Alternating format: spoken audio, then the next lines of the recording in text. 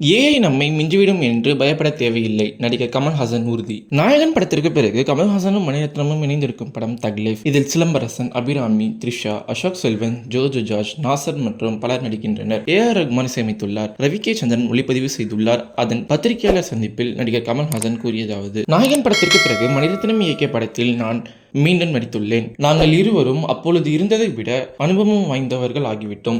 நாயகன் படத்தில் நடித்த கமல்ஹாசனும் அதை இயக்கிய மணிரத்னமும் இப்பொழுது இல்லை. நாங்கள் ஒரே இடத்தில் தங்காமல் முன்னேறிவிட்டோம் என்பதை பெருமைக்குரிய விஷயம். மணிரத்னம் இப்போதுதான் செல்ல விரும்பிய இடத்திற்கு வந்துவிடுவார். ஆரம்பத்தில் நாம் பேசிக் கொண்டிருக்கும் பொழுது அவர் தான் செய்ய போவதாக கூறிய படத்திற்கும் அவர் தயாரித்த படத்திற்கும் பெரிய வித்தியாசம் இல்லை.